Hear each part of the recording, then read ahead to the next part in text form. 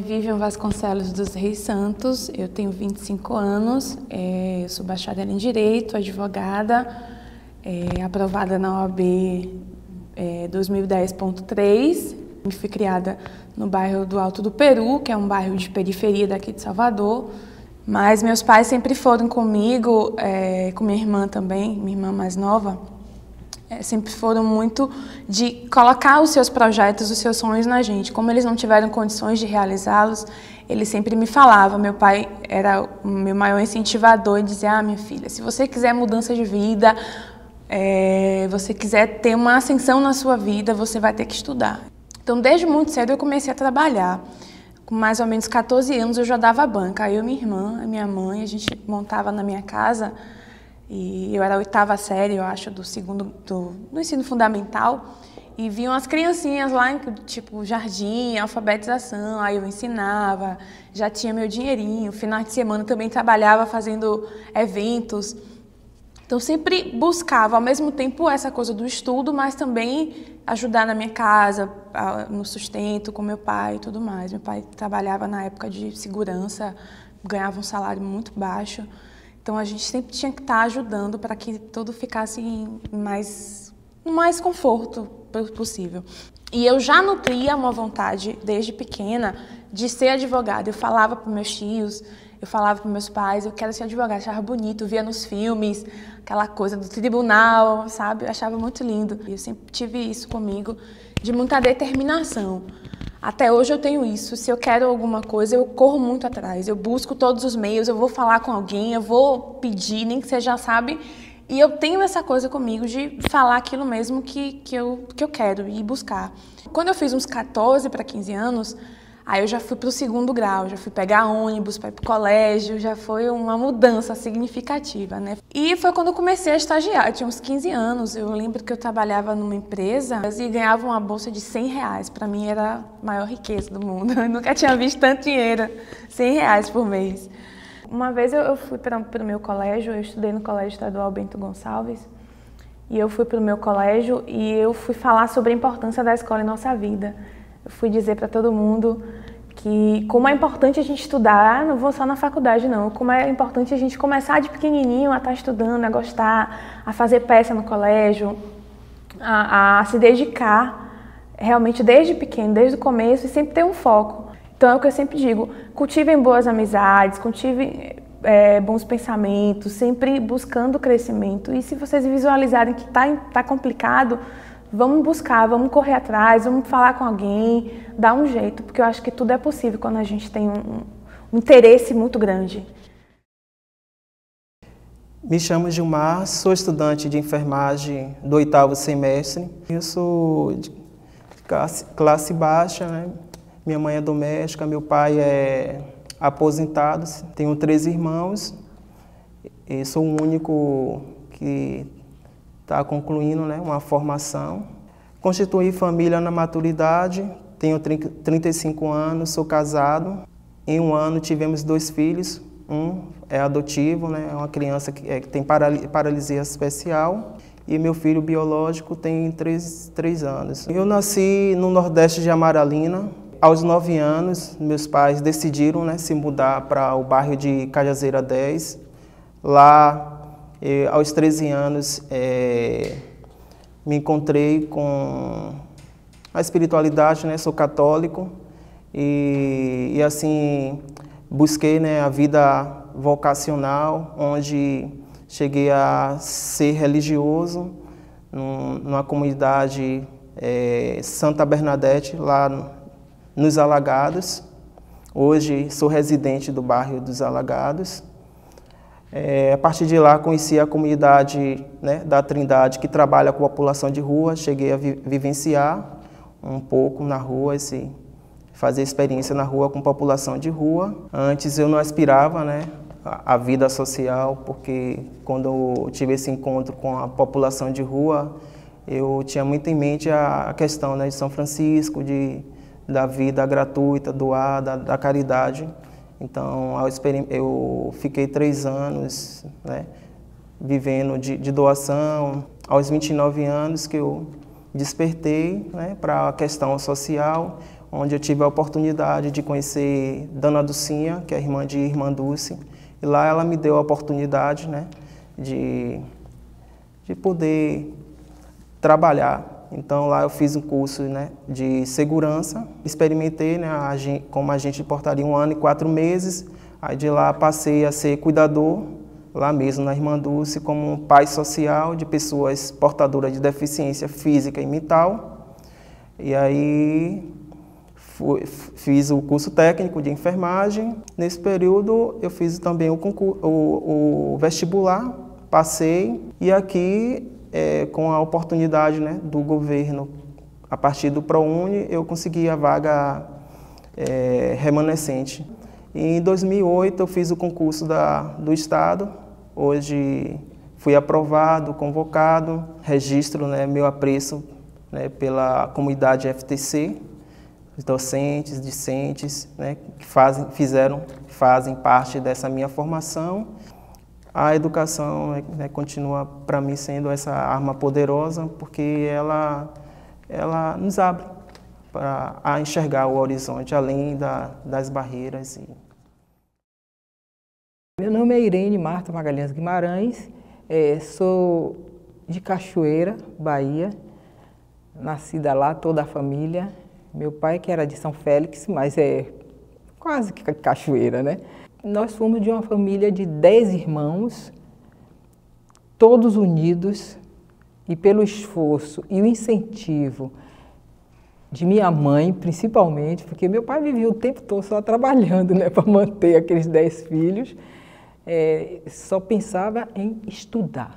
Todos ela queria ver formados. Graças a Deus são todos formados. E já tenho 4 filhos, todos 4 formados também. A minha tia era diretora da escola e ela era minha professora. Então eu aprendi a estudar com ela e vendo aquela vontade que ela tinha de ensinar, e aí eu fui também seguindo, sem sentir, fui seguindo aquela coisa de ser professora também. Primeiro eu me formei em professora e depois é que eu fiz pedagogia, para depois ter pós-graduação. Eu trabalho muito, ainda para que meus filhos, mesmo trabalhando, continuem estudando. Então eu trabalhei muito, eu trabalhei na Universidade Federal da Bahia e me aposentei de lá. Passei pela Escola Baiana de Medicina e vim para aqui, porque aqui é um lugar que se respeita muito o trabalho das pessoas. Mas o bom é você ter uma família, ser feliz com aquela família que tem, cuidar dessa família e respeitar a todos. Meu nome é Wilson de Lima Brito Filho, sou professor licenciado em Educação Física pela Universidade Federal da Bahia, bacharel em Direito pela FACED, especialista na área de psicopedagogia, na área de metodologia do ensino superior e na área de Direito Eleitoral.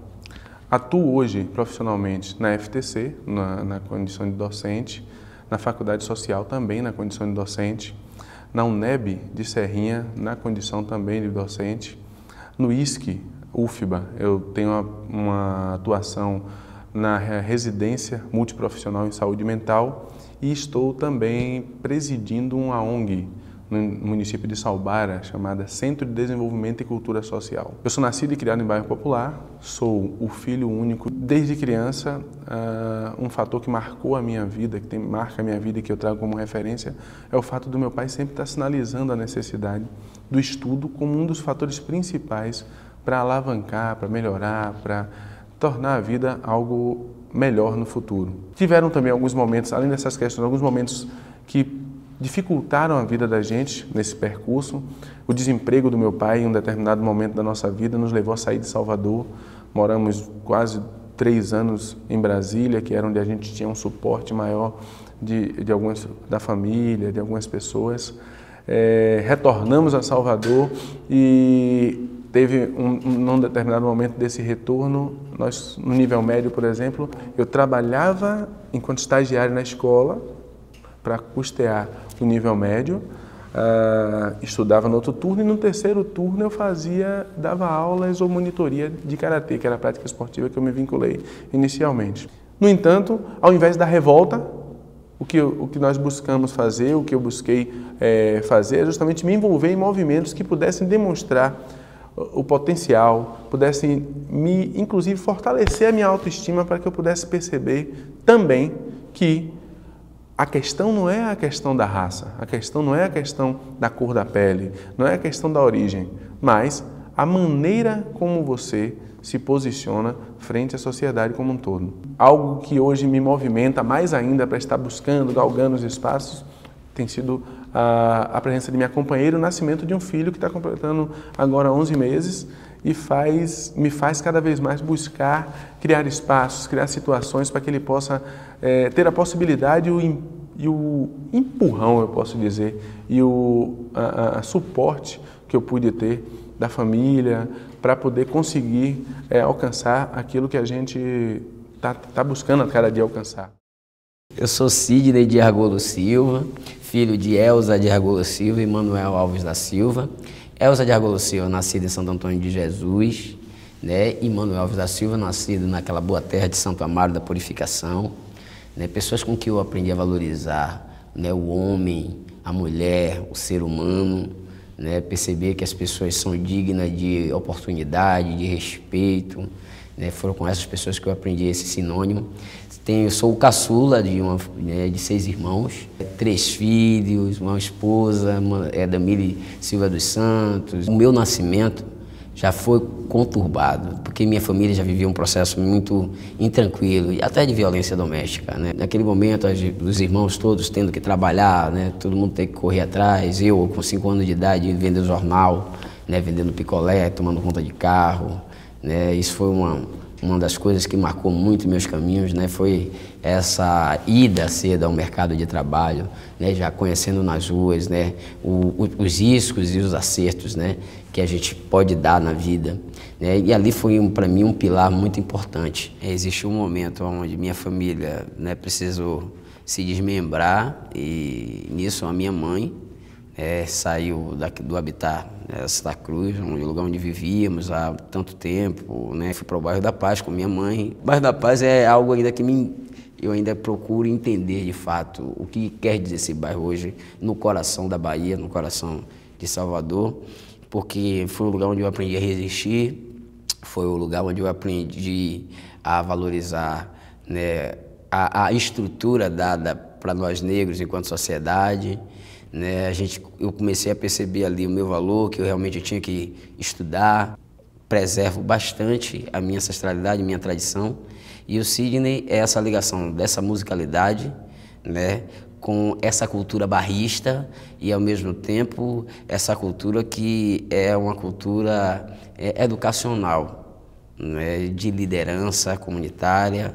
Enfim, dentro da música passei por muitos artistas, né, formei grupos, assim, dada essa oportunidade pelo grande maestro e mestre Carlinhos Brau, porque foi uma das pessoas que, quando pequeno, né, conseguiu perceber essa minha origem, onde me fez conhecer, no lado musical, muitos países, fiz filmes internacionais, né, participei de programas. E existe um outro Sidney, que é o Sidney líder comunitário. É o Sidney que quer, né, bons investimentos, né, para a comunidade, para o meu bairro, para o meu Brasil, que quer, né, na verdade, erradicar o analfabetismo. É o Sidney que quer acesso à cultura, é o Sidney que quer acesso aos direitos humanos, de fato.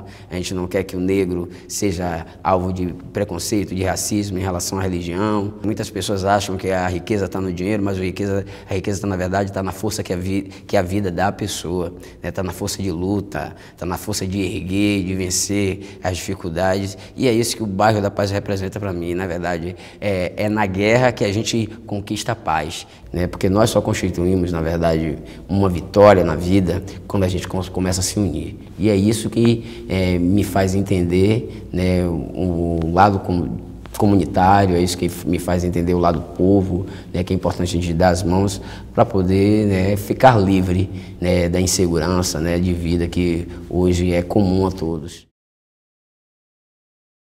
Eu sou Cecília Conceição Moreira Soares, Sou professora universitária, sou conselheira da Amafro, eu também lidero uma comunidade religiosa, o Ileiaxé Mariuqueto. Me dedico a outras atividades, são atividades ligadas a tentar minimizar as dificuldades vividas, né, pelas pessoas que estão em torno do Mariuqueto, com distribuição de cestas básicas, possibilitando palestras, possibilitando que participe de cursos, de formações, tentando acrescentar algo mais à educação formal em termos de conscientização e de autoestima, né, sobre o ser negro na sua totalidade.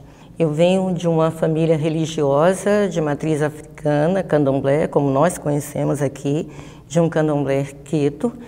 E nesse candomblé as mulheres sempre preponderaram. Ele foi fundado por minha avó Cecília do Bonocô, de quem eu herdei o nome, né? E a vontade então de poder trabalhar em prol das pessoas que estão ali em torno do terreiro.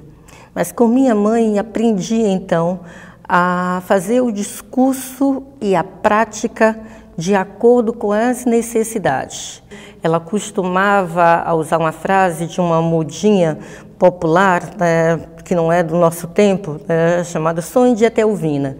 E o sonho de Etelvina, de mãe pastora, era ver a comunidade Mariuqueto fervilhando, né, e que pudéssemos ter lá jovens e que os adultos cumprissem a sua missão para além do religioso. Sempre que alguma coisa está relacionada ao bairro, que tem uma ressonância, né, que tem uma abrangência maior a nível da sociedade, a gente tenta logo ressignificar, trabalhando o que pode ser feito em termos de discurso, evidenciando possibilidades e saídas para os conflitos sociais, né, inerentes a uma população como aquela desde a sua origem. Tem momentos que a gente tem que parar para dar conta da própria vida, né? Então, há momentos que você precisa ser introspectiva, né? Há momentos que você precisa realmente viver os ambientes da sua casa, né? E minha mãe pastora diria, tem horas que a gente precisa gozar daquilo que plantou, né? Então, está na hora de um certo deleite. O deleite é, nossa, nasci numa comunidade muito humilde, né? As expectativas podiam não ser as melhores possíveis em virtude dos estigmas sociais, em virtude dos rótulos sociais, do lugar da mulher, principalmente da mulher negra na sociedade, né?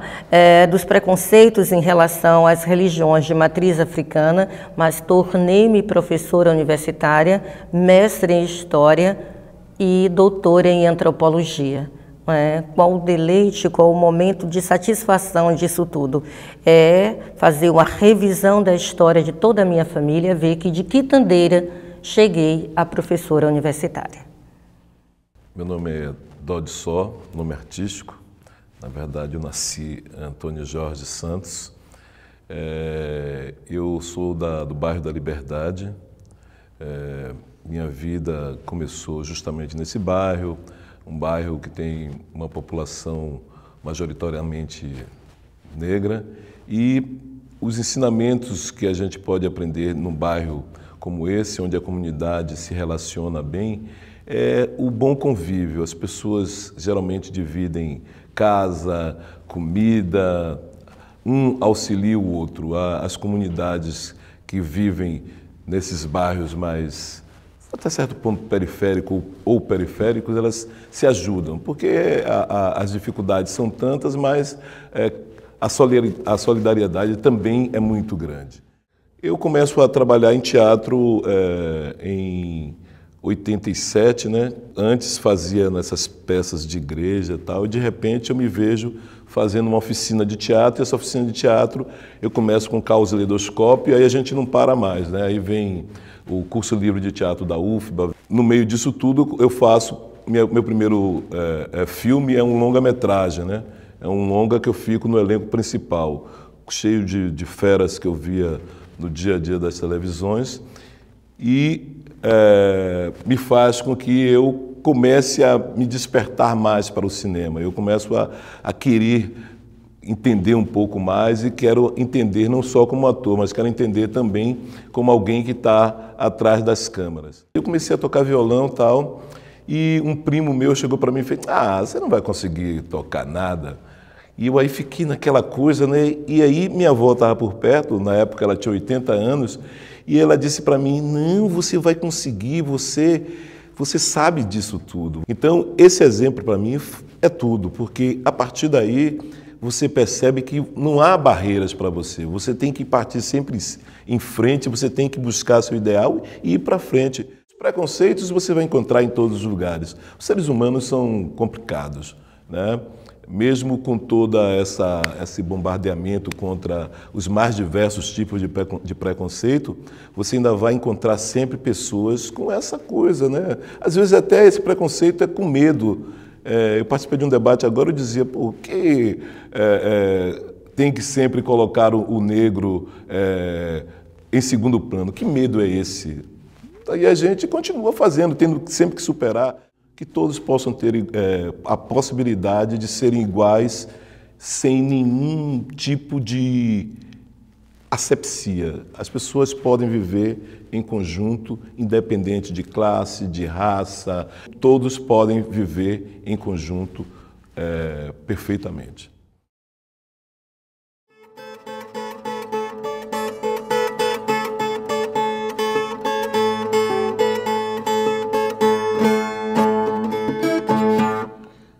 Antônio Ribeiro da Conceição. É a mesma coisa de Buli-Buli. Nascido a 22 de outubro de 1947, na cidade de Antônio Cardoso, ali próximo à Feira de Santana. O poeta é uma coisa que não se aprende, não tem faculdade para ensinar. É uma coisa que vem do dom, vem de berço. Eu tive a felicidade de nascer poeta, filho de poeta, tendo os meus incentivadores dentro da minha casa. Manuel, meu pai, e Isabel, a minha mãe, me motivaram bastante porque eles eram brincantes, eles eram rezadores de novena, de terço, e batizar menino em casa. Toda a dificuldade sertaneja era saciada com os saberes que eles tinham. A minha mãe, artesã, doceira, louceira, bezedeira, parteira. Meu pai não sabia ler, mas gostava muito de comprar a literatura de cordel, tinha vários e vários romances decorados. E aí foi que me motivou, né? Quando ele era sambador, poeta de fazer os versos na hora e cantador de tirana. Mesmo assim, eu, com essa motivação em casa, tive dificuldade por causa da pobreza da região, não é? Então, quando eu vi dois cantadores pela primeira vez, eu disse, eu faço isso também. E, a partir daquela época, eu me preparei para fazer. E quando tive a oportunidade, agora em novembro, fazendo 44 anos, o repentista me louvou pedindo dinheiro, eu me encorajei e disse a ele que poeta pagava poeta era com verso. Ele disse, você canta também? Eu disse, faço uns versos. Ele disse, então eu estou cantando sozinho, venha comigo. Sentei na mala de cordel dele e travamos nos versos. E foi aí que começou a minha jornada. Canto há 44 anos, faço agora em novembro, 44 anos de carreira. Tenho uma série de discos gravados, escrevo literatura de cordel, fiz comercial para televisão e rádio e ganhei vários e vários prêmios colonistas, inclusive prêmio nacional, e vivo disso, de cantar e de escrever, de encenar. Criei a minha família, que é composta de 11 filhos, e graças a Deus todos sadios e felizes, todos alimentados com o pão da poesia, versada e cantada ao som da viola de improviso. Os meus direitos eu cobro e cumpro com meus deveres. Isso é o primeiro passo para você ser feliz na vida. Comigo aconteceu coisas que eu sabia que era preconceito, que estavam tentando aplicar, mas eu nunca permiti, eu nunca deixei ninguém avançar nesse sentido. Tanto é que uma vez eu cantando com um paraibano, ele terminou fazendo as gozações que cantador negro só prestava para viver melado de óleo, vestindo macacão, todo sujo na oficina, atendendo os mandados do patrão, cantando uma modalidade chamada martelo agalopado, e eu disse para ele de improviso, fui muito feliz quando me veio na mente a história, que eu disse, cantador, para vencer esse negrão, é preciso ser um terceiro dan, se banhar às 5h30 da manhã e tomar suco de uva e de melão. Ter vencido 10 lutas no Japão, fazer trato com chuva e não quebrar, dividir uma pulga e não errar em 10 partes iguais com um machado. Se fizer e eu ver, fico calado, ao contrário, não posso acreditar. Então, eu sempre encontrei frases e ações que pareciam com discriminação, mas eu nunca deixei se enraizar perto de mim. Eu nunca permiti, mas, graças a Deus, isso não me atingiu em nada. Sei que existe, e existe mesmo, e até apontam na minha direção, mas nunca deixei que isso crescesse para me prejudicar.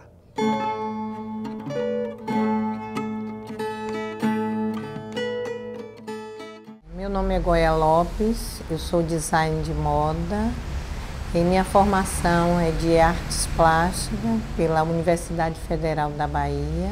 Eu nasci aqui em Salvador, em 54.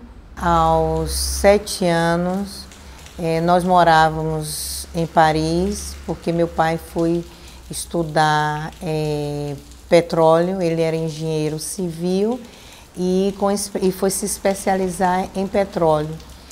E levou a família. E eu fazendo meu primeiro ano a professora chamou meus pais e disse que eu tinha um desenho diferente e que era importante, com isso, me motivar. E a primeira coisa que meu pai fez foi comprar toda a coleção do Louvre e me presenteou. E a partir daí ele não parou de me incentivar. Eu fiz o curso de artes plásticas, depois fiz um curso de especialização na Itália em design, na época em que design ainda não estava na moda. E retornando da Itália, eu fui morar em São Paulo e trabalhei em criações para algumas empresas. Depois achei que seria importante retornar para Salvador para construir uma empresa que seria uma vertente da moda afro-brasileira. Um projeto em que eu iniciei criando algumas peças, que eram peças praticamente manuais, artesanais. Era necessário construir um trabalho que falasse sobre a cultura afro-baiana inicialmente, depois ela se transformou em afro-brasileira, mas era importante que essa cultura ela tivesse interagisse com todo o mundo. Esses 25 anos de trabalho era necessário fazer uma construção da qual se pudesse contar a história do afrodescendente. E foi dessa maneira que foi feita a Didara, essa marca que hoje nós consideramos uma vertente da moda afro-brasileira. Foi construída também uma outra marca que é Goya Lopes, que a Goya Lopes ela já tem uma abrangência brasileira. Ela não só trabalha com a cultura afro-brasileira, mas também de toda a cultura brasileira. Acredito que a mensagem é uma determinação, autoconhecimento e não deixar de jeito nenhum esmorecer. Estar sempre acreditando, a ter a esperança de que nós podemos mudar. Meu nome é Kátia Ramos Souza. Eu tenho como formação primeira desenho arquitetônico, mas depois, numa segunda formação, eu fiz o curso básico de regência na Federal. O meu pai veio de Cairu. Ele veio, na verdade, para Salvador, como muitos do interior naquela época vinham para Salvador para servir a Marinha, que era a possibilidade de crescer na vida. A minha mãe veio de família muito, não digo pobre, mas assim, que batalhava pela sobrevivência. Ela não foi criada pela mãe, foi criada pela comadre, que também tinha essa cultura da comadre criar o filho daquela que não tinha condição, das mulheres dividirem as famílias, e aí então ela tinha essa necessidade de constituir família. Então, encontrando com meu pai, eles resolveram constituir essa família. E foi algo um exemplo muito forte para mim, a estrutura familiar, o companheirismo entre eles. Acho que isso sempre ficou muito forte na minha cabeça. Eu sempre cantei em coral. E aí, em um certo momento da vida, eu resolvi trocar de lugar, né? No caso de cantora, para regente. E aí fui fazer o curso na intenção de trabalhar com coralistas, mas não propriamente crianças.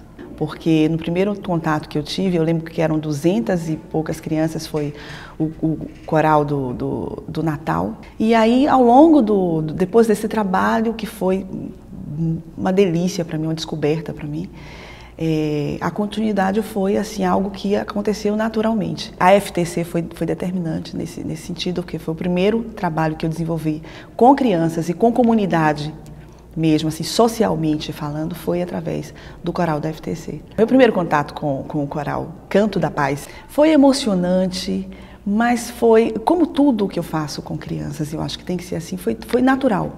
Não teve aquela emoção excessiva. Foi o chegar, ser acolhida por alguns que eu já tinha trabalhado antes, por novos que conheciam o trabalho, mas que não tinham tido a oportunidade de desenvolver. E aí esse acolhimento, e vamos fazer, e vamos começar a cantar. Não houve aquele sentar, conversar, explicar, porque com criança não é assim que acontece. As perguntas vão surgindo enquanto você vai produzindo, e tudo vai meio que acontecendo junto. Hoje está sendo muito importante para mim essa experiência da educação social junto à arte, essa função que eu estou desenvolvendo agora. Eu sempre gostei, de fato, de cantar com o outro, de dividir com o outro.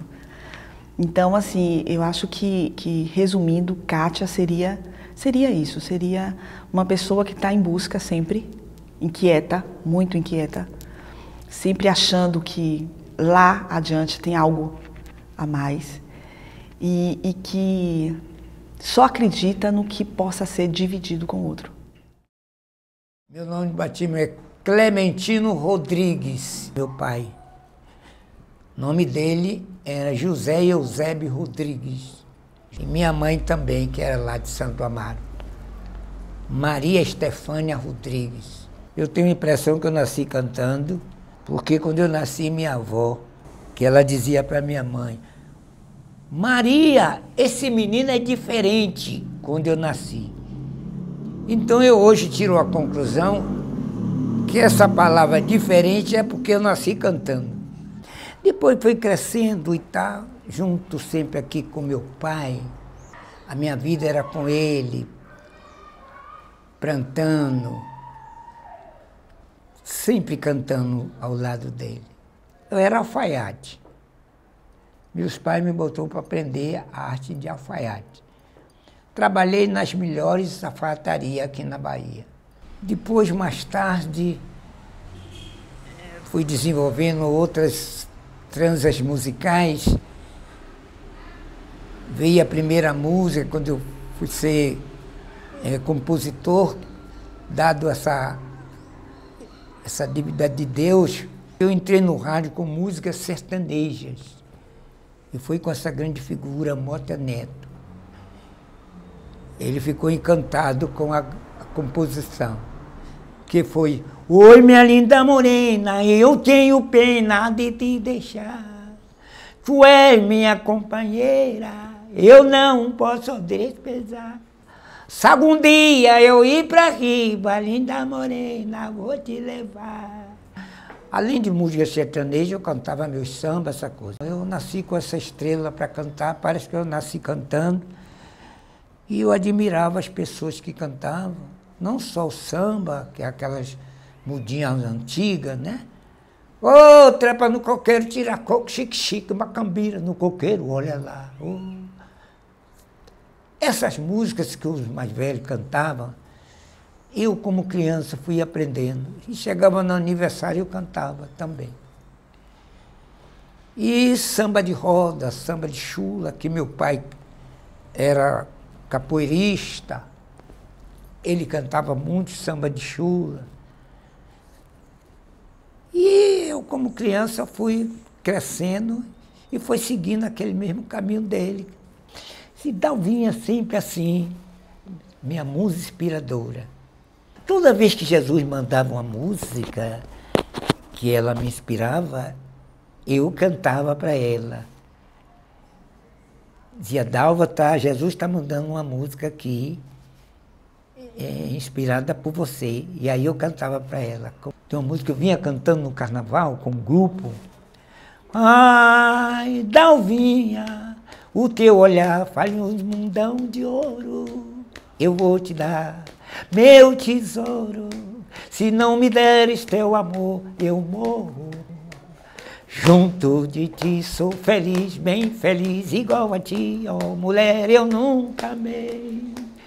Mas se não me deres teu amor, a minha morte te culparei. Oh. Ai, e toda essa música carnavalesca que o grupo vinha cantando no carnaval. E aí, menina, prossegui minha vida, cantando, sambando, e estou feliz. Até agora, continuo no mesmo.